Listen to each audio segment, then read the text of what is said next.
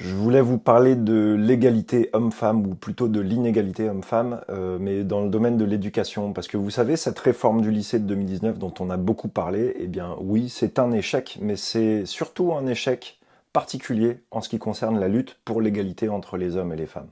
Depuis une trentaine d'années, et même plus que ça, on tendait vers plus d'égalité, toujours dans l'accès notamment aux filières scientifiques. Le passage du bac scientifique, on avait de plus en plus de femmes en proportion par rapport aux hommes qui le passaient. La réforme du lycée de 2019, sur ce point-là, c'est double peine, parce qu'on a une chute massive des effectifs scientifiques, mais surtout on a une chute encore plus massive chez les filles, alors que ça faisait plus de 30 ans qu'on travaillait pour leur donner plus accès à ces filières-là.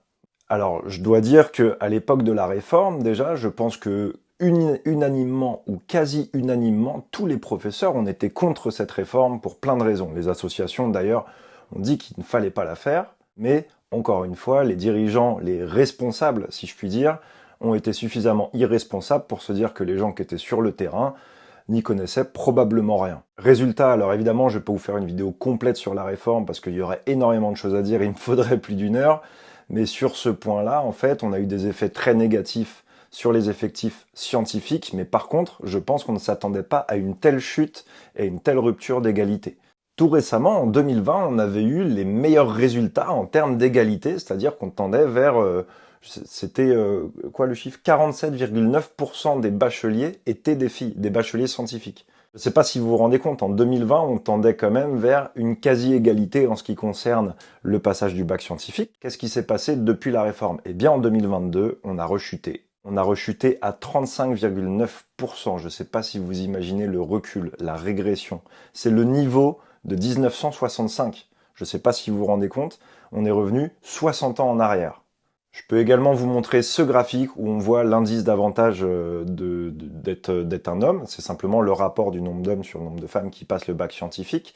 Bref, cette réforme a conduit à un recul massif en ce qui concerne l'égalité, mais également l'accès aux filières scientifiques. Alors, je suis personne pour dire qu'est-ce qu'on devrait faire comme réforme, mais ce qui est sûr, c'est qu'on l'avait tous dit, il fallait pas faire celle-là.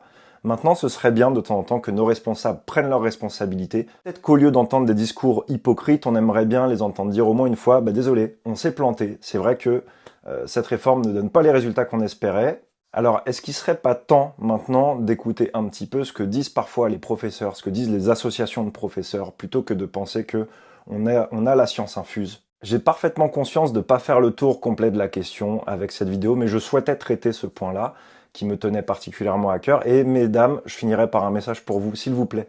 Ne vous auto-censurez pas, on a besoin de vous pour faire avancer la société, on a besoin de vous pour faire avancer les sciences. Si je prends l'exemple de mes 3 dernières promotions, ce sont toujours des filles qui sont en tête de classe, parfois majeures de promo, parfois les 5 premières, d'accord? Évidemment, ça ne démontre rien. Ce que je suis en train de dire, c'est simplement que vous avez toute votre place pour faire des études scientifiques, même si elles sont très exigeantes, même si elles sont très difficiles.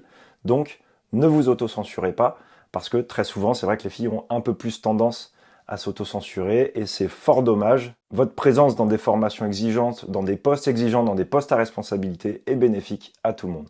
Allez, sur ce, je vous souhaite une excellente journée. Malgré cette vidéo pas très gaie, il faut bien se l'avouer. Allez, à bientôt pour des contenus peut-être plus rigolos. Salut!